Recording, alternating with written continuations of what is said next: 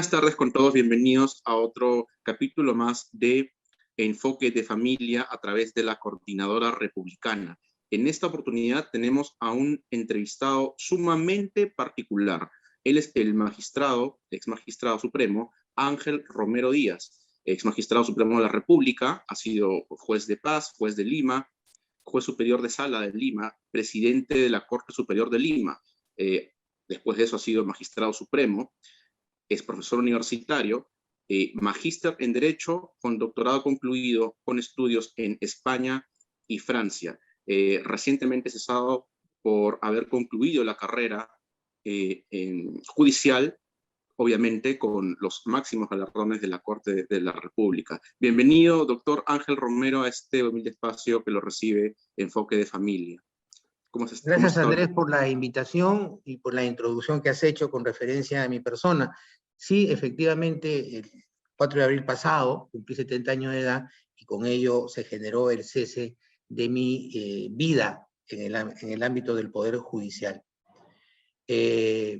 Ahora estamos en una nueva fase de nuestra vida personal y vamos a instalar un estudio en la que vamos a tratar temas muy importantes, inclusive asuntos de familia. Por eso para mí es muy grato conversar contigo sobre este tópico, porque como tú bien sabes, la familia es sumamente importante en nuestra sociedad, más aún ahora que existe el tema de la pandemia, en la que por la obligación de estar pernoctando y respetando el tema de la cuarentena, la familia se ha visto más cohesionada, aunque en algunos casos, mínimos por cierto, se han generado algunos contratiempos, algunas disputas, porque claro, estar encerrado también genera pues situaciones de conflicto, pero para eso está el psicólogo, el psiquiatra, está el asistente de servicio social, está también el abogado para tener una orientación adecuada a la familia. Por eso yo te felicito que este tópico que estás tomando en este espacio televisivo es muy grato compartirlo contigo. Y también hago llegar un saludo fraterno a todos tus radioyentes, tus televidentes, etc. Magistrado, muchas gracias. En efecto, el tema de familia es un tema bastante álgido entre la sociedad y precisamente lo último que acaba de decir nos lleva a la pregunta siguiente, ¿no? Hace poco hemos tenido en este programa precisamente la presentación de la situación actual con un secretario de sala también que nos ha hablado, el doctor González, sobre la situación actual de las denuncias de violencia familiar, lo cual ahorita está en boga. Y eso nos lleva directamente, si bien ya le hemos hablado desde la perspectiva, acá hemos traído psicólogos, psicólogas, abogados, secretarios, y ahora estamos entrevistando a un magistrado supremo. ¿Quién mejor que un magistrado supremo que nos pueda decir, que nos pueda hablar directamente del ejercicio de la función jurisdiccional en temas de violencia familiar? Por ejemplo, muchos me critican y me dicen, esa ley no sirve. ¿Por qué? Porque dice que tú puedes denunciar, pero en la etapa penal se te cae el proceso penal. Entonces, esa incongruencia la habíamos estado analizando en una entrevista anterior y obviamente ahora un magistrado supremo nos encantaría que nos dé su opinión. ¿Cómo es posible que una denuncia que empieza en comisaría con muchas cosas, muchos dichos, de pronto se caiga en la instancia penal? ¿Eso es posible, doctor? Bueno, como tú comprenderás, en el tema de todo litigio hay dos partes, ¿no? O sea, en este caso una agraviada y un agresor. Entonces, cuando ya se llega a la etapa del contradictorio, vale decir que ambas partes están exponiendo su punto de vista con las pruebas que crean pertinentes, puede salir a relucir que existiría en todo caso una denuncia de violencia familiar que no se ha concretado realmente. Entonces, yo pienso que no hay que estigmatizar a los jueces que absuelven a una persona, porque si nosotros vamos a dar una opinión sobre la decisión jurisdiccional, que dicho sea de paso, la crítica de las resoluciones judiciales está permitida por nuestra Constitución, es obvio que tenemos que tener nosotros conocimiento del proceso, ¿no? Y está fundamentado. Yo no estoy acá avalando inconductas funcionales. Lo que yo estoy es en abstracto, defendiendo las decisiones jurisdiccionales que toman los magistrados, ¿no?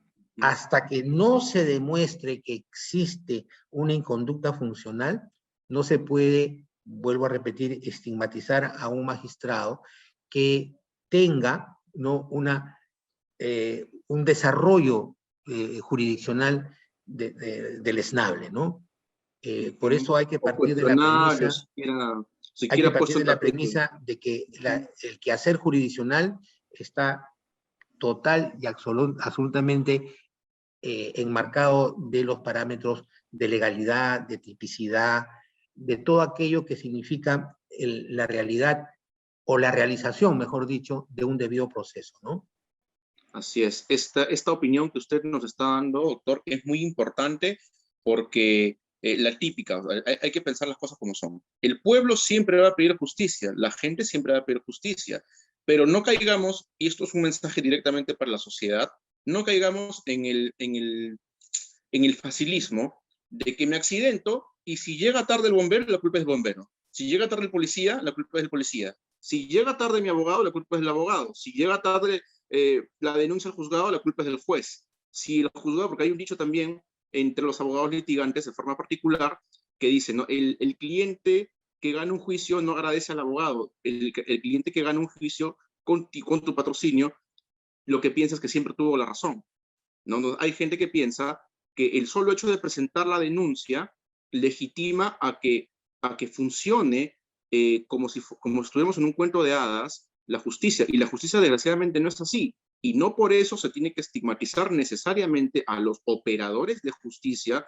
que en muchos de los casos, es más, ahorita en la pandemia estamos viendo, y acá hay un tema que también no hemos tocado en la antesala, es sobre la pandemia. O sea, en la pandemia ahorita estamos viviendo una paralización casi total o una gran parte del Poder Judicial. He tenido una demanda, por ejemplo, de alimentos desde el año pasado que ha demorado un año en ser admitida, ¿no? Hay burocracia y muchos temas parecidos. Sin embargo, la culpa necesariamente tiene que ser imputable al juez. Esa es la gran pregunta, ¿no?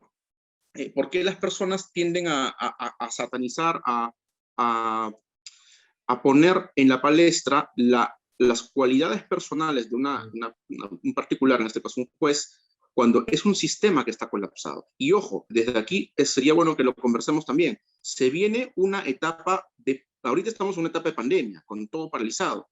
Se viene una etapa, y de repente, ¿quién mejor que usted para que nos ilustre al respecto? Se viene una etapa de post-pandemia. Ojo, o sea, ahorita es pandemia, pero en la post-pandemia, ¿cuántos secretarios de la sala de juzgado han fallecido? ¿Cuántos jueces han fallecido? ¿Quién conoce el expediente? El juez. Un juez que fallece después de 4 o 5 años de conocer un expediente, van a poner otro juez. No digo que sea malo, ok, van a poner jueces más jóvenes, y eso es excelente. Han habido casos excelentes de jueces jóvenes, ¿no? Pero el tema es, llegada a la palestra judicial, ¿ya? ¿Cómo va a ser el desarrollo post-pandemia del Poder Judicial? Con jueces que no conocen los expedientes, no han visto las caras ni las conductas procesales de las partes, y secretarios en la misma condición, con secretarios fallecidos y hasta en pandemia incluso, las razones, razón que antecede, ¿no? Señor magistrado, discúlpeme por la demora, tengo 1900 expedientes de carga procesal, ¿no? Retrasados desde el recontraño pasado, sin pandemia. Entonces, explíquenos, por favor, el sentir de los magistrados. ¿Es que ustedes, los magistrados, nos quieren abandonar a la sociedad? No, nada que ver con lo último que has mencionado. Los jueces tienen una vocación de servicio que inclusive su labor va más allá de estar en su oficina. Llevan expedientes a su casa. A su casa para seguir trabajando, para seguir laborando. Y ahora, en el tema de la pandemia, situación que estamos atravesando en el país y que tú has tocado, hay jueces que se han contagiado por el manejo de los expedientes. Y hay jueces que inclusive han fallecido. Claro. Actualmente, por ejemplo, hay un juez supremo que está en problemas ¿cómo se llama? Perú, Del sí, virus. Hay un claro. juez superior también muy conocido que también está atravesando por una etapa eh, Ujú. crítica. Entonces, no significa que este tema de la pandemia tampoco los órganos jurisdiccionales hayan dejado de trabajar. Si bien es cierto, no en la intensidad que se requiere, porque a nivel de carácter general de todo el país, se va a trabajar para evitar los contagios de manera numéricamente por partes, ¿no? Por ejemplo, cuando yo presidía la Sala Civil Transitoria de la Corte Suprema, el personal trabajaba lunes, miércoles y viernes de manera alternada. Lunes, miércoles y viernes un grupo, martes, jueves y sábado otro grupo.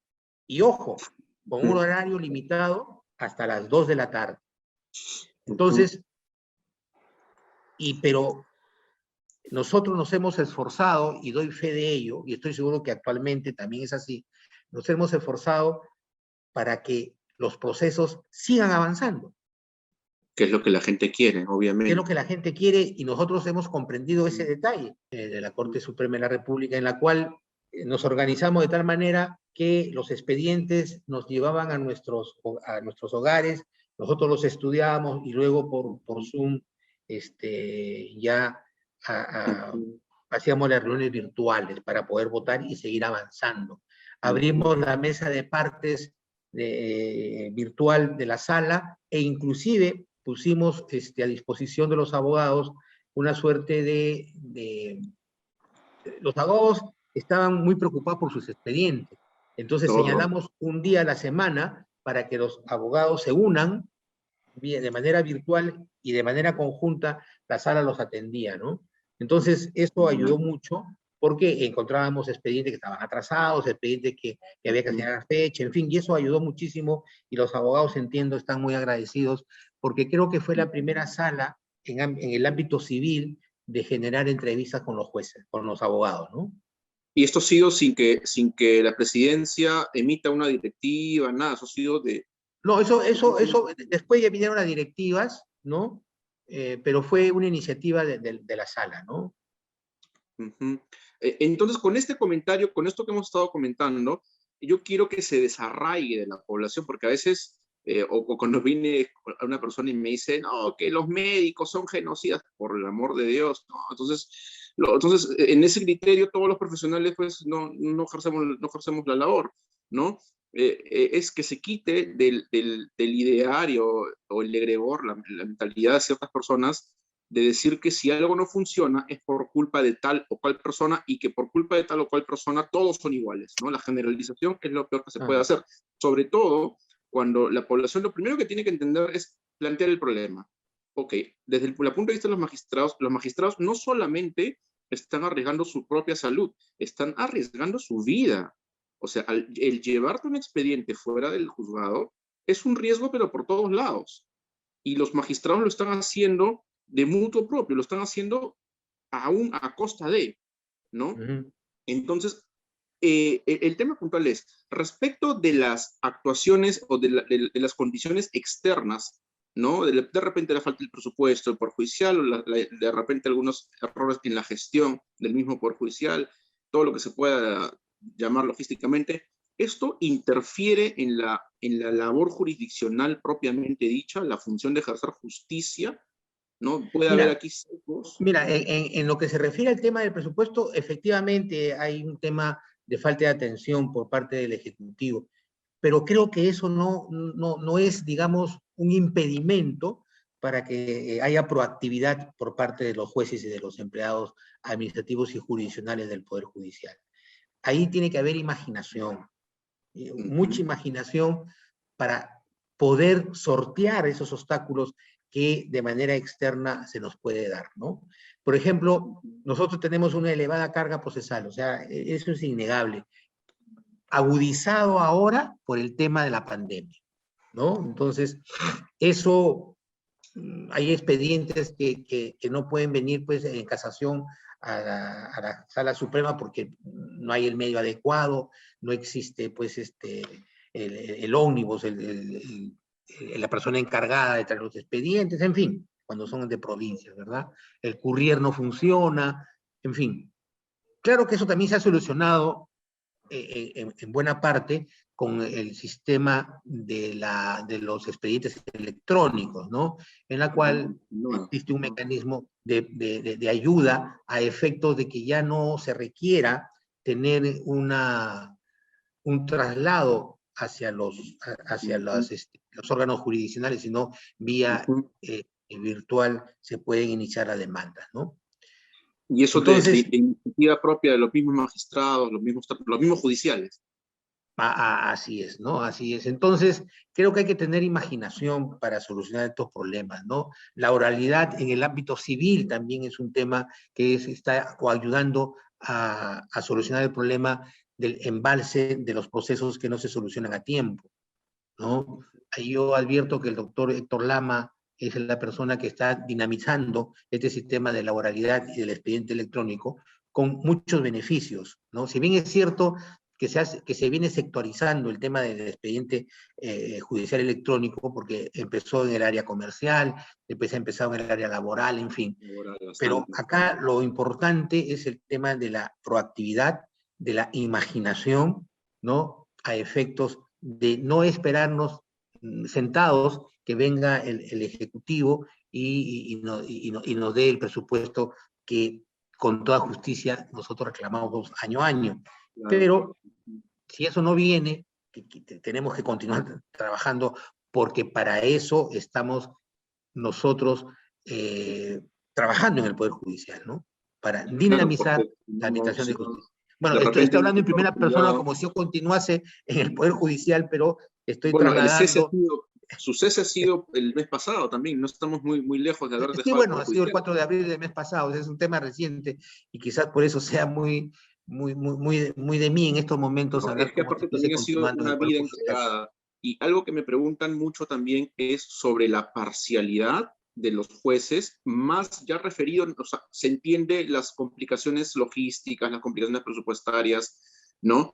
Pero el tema es esto que no afecte sobre la función jurisdiccional en el ámbito ya del ejercicio de su función. Hay jueces, por ejemplo, muchos han denunciado que existen asociaciones, de lo que estábamos conversando existe libertad de asociación, sin embargo, es posible permitir que existan asociaciones de jueces de determinada tendencia política o ideológica que afectan más que nada directamente el ámbito de la familia.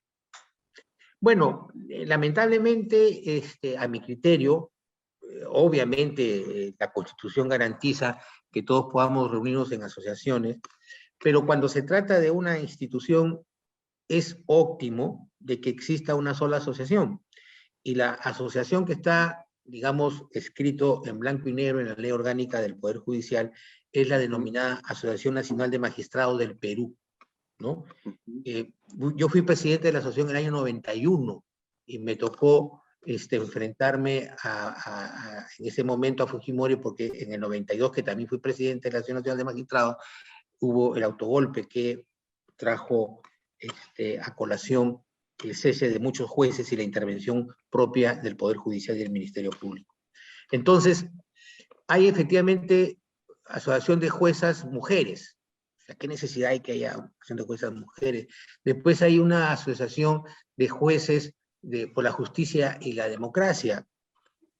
Todos los jueces participamos de una manera activa en fortalecer la democracia, ¿no? Con nuestra toma de decisiones que generamos paz social. O sea, ¿por qué hay esa dispersión? Más bien esa dispersión lo que genera es una suerte de división interna de todos los jueces, ¿no? Cuando debería haber una sola entidad que guíe a los jueces. O sea, la Asociación Nacional de Magistrados es un ente sumamente importante porque siempre se ha preocupado por el bienestar de los jueces, ¿no? Y buscar también que se respete la autonomía y la independencia del Poder Judicial. Pero nunca ha tenido intervencionismo ni injerencia sobre los criterios de los jueces. Ah, no, obviamente que no. O sea, ese es un tema de carácter gremial, Entonces la pregunta se cae de madura. La pregunta se cae de madura sería, ¿es lógico, es positivo, suma en algo que hayan juezas asociadas con determinada característica ideológica que al final van a afectar el sesgo de su criterio o de su fallo. Claro. Porque acá lo importante del juez es que tiene que someterse a la ley y a la Constitución. Si la ley es la que marca la pauta necesaria para el quehacer óptimo de la administración de justicia. Claro está que uno tiene libertad de interpretar la norma, ¿no? Pero la norma tiene que ser interpretada dentro de los parámetros de la lógica procesal, de la lógica jurídica, bajo la premisa de aplicar los principios generales del derecho. No puedo tener yo como presidente de la Corte o presidente del Poder Judicial podría permitir que se asocien distintos jueces respecto de su propia interpretación de la norma. O sea, yo sé que estos jueces resuelven para acá y yo sé que estos jueces resuelven para la derecha, para la izquierda. O sea, es un poquito cuestionable. Bueno, son toma de decisiones de carácter jurisdiccional y evidentemente la labor jurisdiccional es autónoma, ¿no? Ahí ni siquiera el presidente de la República y menos el presidente del Poder Judicial puede entrometerse en el criterio jurisdiccional, ¿no? Lo que se tiene que recomendar es que exista parámetros de uniformidad en el tema de lo que se refiere a aquello que es previsible, ¿no es cierto? O sea, claro, por ejemplo, un desahogo por ocupación precaria, la norma dice aquel que tiene título o que el que tenía título ya cesó. O sea, no podía dar su interpretación distinta, ¿no? Claro. Diciendo, oiga, pero si todavía es, el contrato de arrendamiento todavía continúa ahí, y por consiguiente el contrato de arrendamiento está vigente. Entonces, no puede haber criterios de esa naturaleza que definitivamente trastocan el sentido objetivo de la aplicación de la ley, de la norma, ¿no? Claro. O sea, señor magistrado, usted me está hablando de un tema muy importante que yo creo que sería la medicina o el remedio a estas controversias, ¿no? Porque ahora se vienen mucho corrientes ideológicas dispuestas a fraccionar, por ejemplo, la familia, ¿no? Y nosotros sabemos, desde la Coordinadora Republicana al menos, que esto es una corriente ideológica internacional, estamos hablando del socialismo, comunismo internacional, ¿no? Que como doctrina social, busca una víctima para partir la sociedad. O sea, lo estamos viendo ahora, en plena víspera de las elecciones, buscan enfrentar al peruano contra el peruano. Están enfrentando en Colombia al colombiano con el colombiano. Están enfrentando al venezolano con el venezolano, el español con el español, y están generando un conflicto social que por ellos fuera de vengar en guerra civil, pero precisamente están los jueces para orientar las conductas de la sociedad y poner límites. Y usted me hablaba mucho de algo que ha practicado a lo largo de sus años de trayectoria en el Poder Judicial sobre la vocación. ¿Qué recomendación les daría a los magistrados actualmente en ejercicio? Estamos hablando de un magistrado que ha pasado por todas las instancias del Poder Judicial en el ejercicio de su función, que ha regresado en una época, me estaba contando, estuvo en el sector privado, con muchos beneficios, evidentemente, y de pronto volvió al sector público. Esa experiencia suya nos podría contar porque es importante explotar. Sí, en el año 92 yo me encontraba ejerciendo el cargo de juez superior de la Corte de Lima, del cual también fui su presidente, y vino el golpe de Estado y nos cesó. A muchos jueces cesaron de manera arbitraria, tan es así que luego se obtuvieron triunfos a nivel constitucional porque se quedaron fundadas las acciones de amparo. En mi caso, yo ejercí, luego de que fui cesado, durante 12 años ejercí la profesión de abogado de manera libre y por consiguiente tuve la satisfacción de tener trabajo. Entonces, la verdad, tener trabajo, que consolidó pues a mis hijos ya verlos profesionales, mi familia consolidada, la clase media que uno continuaba aspirando con beneficios patrimoniales, la casa propia, hipotecada, pagando mensualmente, en fin. Entonces, al ver esa relación familiar, yo tuve la decisión de ejecutar la sentencia de amparo que había ganado en el año 2000 y la ejecuté en el año 2004. ¿Por qué? Porque tenía compromisos profesionales que tenía que cumplir, ¿no es estaba cierto? solicitando la reposición. Entonces, la reposición la hago en el año 2004, finales de 2004, y lo hice por vocación. Y acá viene una anécdota. En un proceso de ratificación, creo que ocurrió en el año 2008, el ponente del entonces Consejo General de la Magistratura me dice: oiga, doctor Romero, usted aquí ha presentado su declaración jurada, donde dice que usted sus ingresos eran X cantidad de dinero. Y ahora usted al regresar va a ganar la mitad. ¿Por qué? Entonces yo le dije: doctor, es por vocación. Y la vocación es algo que está interno en el ser humano, ¿no? Unos quieren ser pilotos, otros quieren ser médicos, otros quieren ser ingenieros agrónomos, en fin. Pero es la vocación la que va a determinar cuál es el quehacer de cada uno de nosotros, que además ese quehacer le cause satisfacción.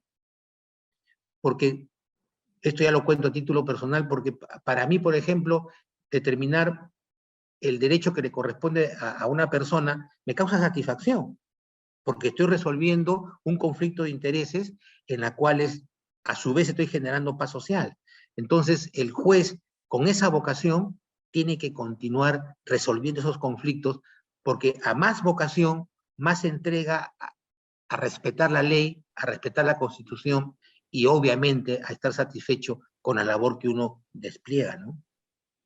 Doctor Ángel Romero, esto que acaba de decir es un gran exhorto a todos los magistrados de la República, yo creo, porque pueden venir ideologías de aquí, de allá, de la izquierda, del infierno, de cualquier sitio, y lo que amamos los abogados es la ciencia del derecho, ¿verdad? Yo no puedo soportar que una persona venga y me diga el derecho no es una ciencia, es una simple disciplina. No, el derecho es una ciencia. Tanto es así que yo tengo mi tesis, me encantan los temas de metodológicos, ¿no? Y el derecho para mí es una ciencia. Es por eso que quien ama su ciencia, yo creo que debe ser totalmente imparcial, totalmente académico y totalmente presto a dar todo por la profesión y a dar todo por su propia ciencia.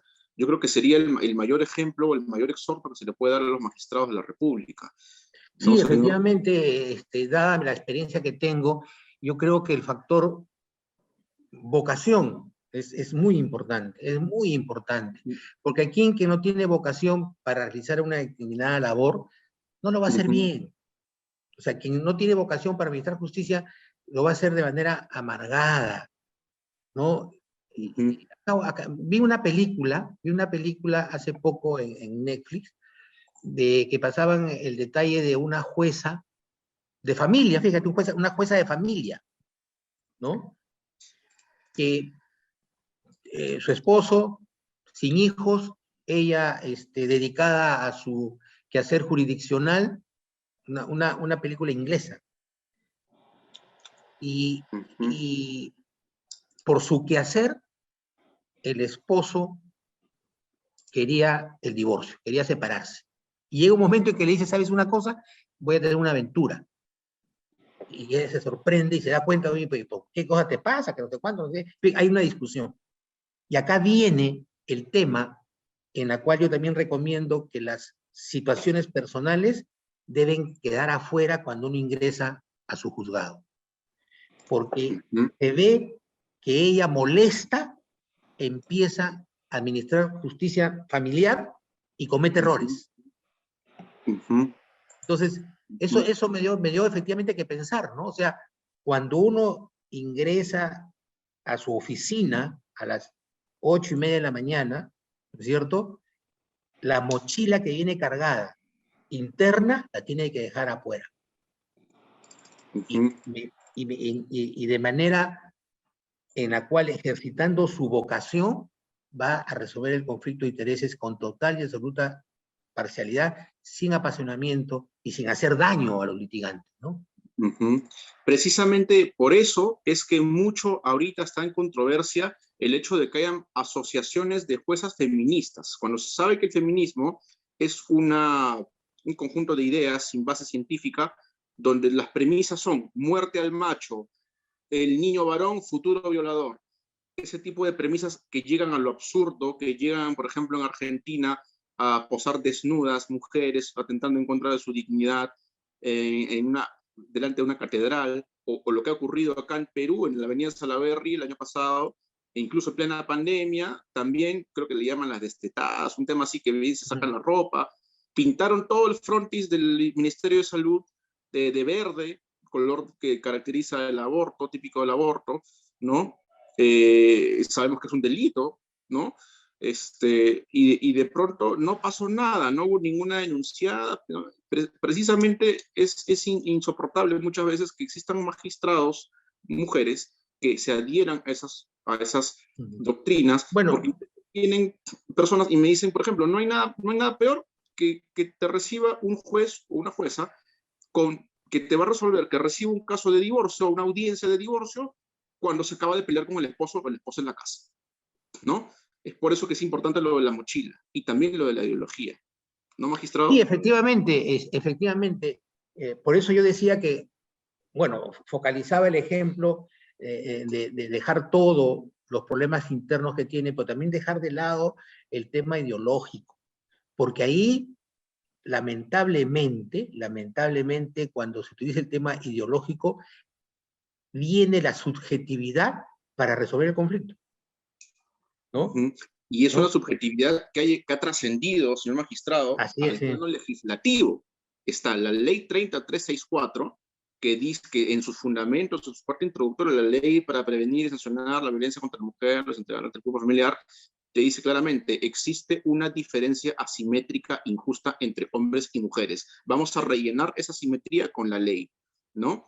Y Yo creo después, que ahí hay un error, porque prácticamente hay una acción paternalista hacia las mujeres, o sea, las mujeres y aquel que recibe un beneficio, bueno, entre comillas, indebido,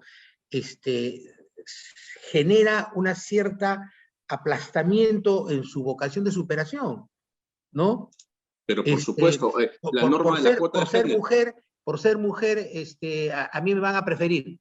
Oiga, ¿y dónde está el tema de la meritocracia, no? O sea, el tema de la meritocracia tiene que ser en igualdad de condiciones. El hombre y la mujer son seres humanos que tienen su propio desarrollo. Efectivamente, hay que proteger a lo que secularmente se ha señalado como la persona más débil, que es en este caso las mujeres. Obviamente hay que proteger, no solamente a las mujeres, sino a la parte más débil de la sociedad, ¿no? Pero eso no significa que se pueda trastocar un beneficio solamente por un tema de género. Claro, Yo porque creo si que viene, acá tiene que haber igualdad, una o sea, mujer, todos somos iguales ante la ley, dice la Constitución, claro, pero lo dice. cuando existe un tratamiento diferenciado, dicen no, la mujer es la que tiene que salir adelante porque es la que tiene que ser beneficiada en razón de su parte Sexo. débil dentro de la sociedad. Y eso no es así. Yo creo que más bien no se le beneficia y se impide una superación adecuada a las mujeres, ¿no? Claro, las estás Vamos a tachando de que hacer no pueden, según la iguales ley. de la ley, en todo sentido. O sea, la premisa constitucional debe cumplirse. Todos somos iguales ante la ley, efectivamente. Hombres, mujeres, todos somos iguales ante la ley. Así es. Y en ese orden de ideas tenemos, por ejemplo, a la astronauta Valentina Tereshkova de Rusia, que es la primera mujer astronauta del mundo. Tenemos en el Perú la primera epistemóloga mujer, la doctora Apsilu, que incluso ha sido presidenta, miembro del CONCITEC, ¿no? Donde se produce investigación científica. Estamos hablando de que ya existe en nuestro país la igualdad de condiciones y la no discriminación, igualdad ante la ley no discriminación. Esa ley Así es, estaría ¿sí? de más, debería ser expulsada. Bueno, teóricamente hablando, porque habría que hacer un análisis más profundo, dogmático, ¿no? Lógico, sí. Informe. Pero sí, estamos viendo que hay incongruencias e inconsistencias en su propia formulación. Pero en su carrera profesional ha visto que esto es verdad. Por ejemplo, si viene una mujer de un currículum aplastante, obviamente que el puesto es suyo. Ah, pero Pero por muchas supuesto. las mujeres Por ganan supuesto. menos Mira, que los y yo he tenido hombres. experiencias a nivel de mi sala cuando ha habido concursos en las cuales hemos actuado con total y absoluta imparcialidad y hemos visto los currículos Y ha habido casos en que mujeres han ganado los concursos porque no solamente en el aspecto curricular tenían méritos suficientes para acceder al cargo, sino también en el tema de las entrevistas personales. Había mayor desenvolvimiento, mayor conocimiento, etcétera, y ha ganado no por ser mujer, sino por sus méritos propios, y eso es lo que hay que alentar. Así es, señor magistrado. Y exhortar a que si es que ocurren este tipo de situaciones, de que los administrados, los justiciables, los litigantes no están de repente conforme con una opinión jurisdiccional, pues no consultar con la prensa. Eso es importante. Ese es otro tema que tú traes a colación y una situación muy inteligente de tu parte. Efectivamente, ese es un tema en el cual la presión mediática a veces sobrepasa el sentido de imparcialidad de los jueces y prácticamente los obliga a que tomen una decisión que coincida con la corriente mediática, ¿no? Obviamente son casos aislados, pero basta que un magistrado, digamos, caiga en el tema de seguir la ola mediática para que ya se desnaturalice el íntegro del sistema judicial. Como reitero, Claro. son pocos, pero lo hay, ¿no?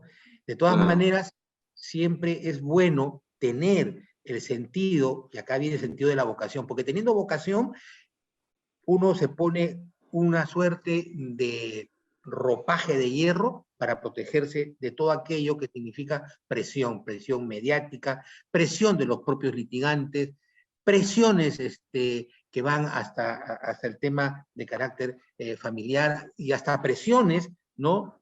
A veces de propuestas de corrupción, ¿no? Entonces, todo eso tiene que tener entereza el juez y revestirse con un ropaje de hierro para rechazar todo aquello que signifique una distorsión de su sentido de imparcialidad.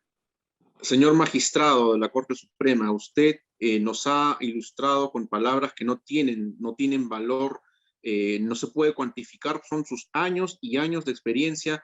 Me gustaría que cerremos porque ya nos ganó el tiempo, sin embargo podríamos hablar muchísimas horas más con un conversatorio abierto, incluso con alguien de su nivel intelectual, una manera de cierre. ¿Qué consejos le podría dar tanto a los magistrados como a los justiciables, a los litigantes, en este contexto de una vorágine? No se viene la pospandemia, ¿cómo vamos a afrontarlo? Pues, ¿no? En esa circunstancia que venimos padeciendo, en la que hay afectación en el ámbito económico, en el ámbito social, en el ámbito laboral, en que las instituciones están trabajando prácticamente a media máquina, como se puede decir, yo lo que reitero, lo que estábamos conversando, es que se demuestre por parte de los jueces que estamos preparados para sortear situaciones difíciles. La imaginación es muy fundamental, la proactividad es fundamental, ¿no? Claro que no significa arriesgarse en ese tema de pandemia, sino que procurar que los procesos se resuelvan adecuadamente, imparcialmente y dentro de un plazo razonable.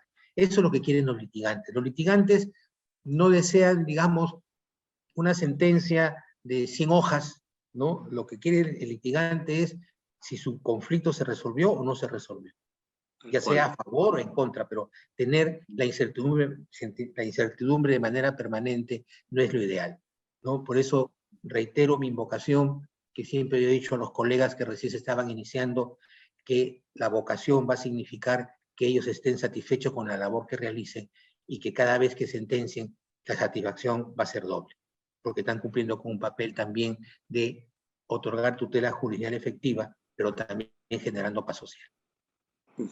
Tiene que ver mucho la inmediatez también, ¿no? Hablar con las partes en persona. Así es, ¿no? sí, es importante. Muchas veces el juez es llamado perito de peritos, pero a veces tiene que ser el psicólogo de los litigantes aparte. Bueno, también, sí, también. Te quiero contar una anécdota a raíz de ese tema psicólogo de los litigantes.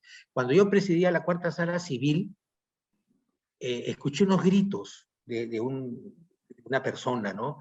Pero no gritos de indisciplina, de falta de respeto, sino resultó que era una persona extranjera, un yugoslavo, que parece ser que no habla bien el castellano, entonces él quería expresar su parecer porque tenía un juicio ahí en la sala, en la cuarta sala civil.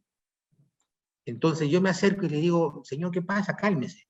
Entonces hablaba pues un castellano mascado, mezclado con palabras de su idioma, además creo que era un idioma todavía que era algo primitivo, ¿no? Entonces, Claro. yo le digo, pase por favor, y le hice entrar a mi oficina, ¿cuál es su problema? Le sacó un papelito y habló del juicio, todo lo demás.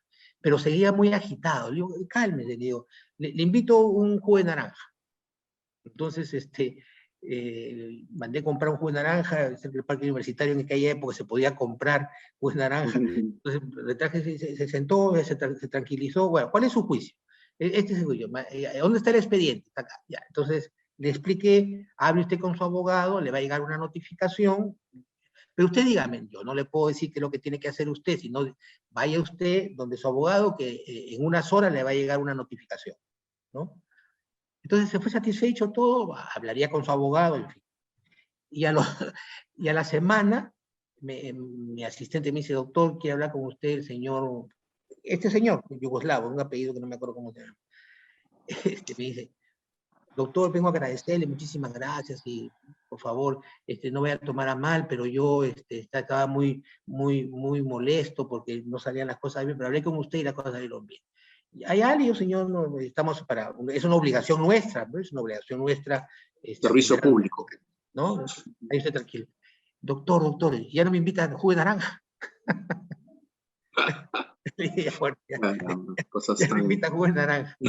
Bueno, esas son cosas que uno se encuentra satisfecho, ¿no?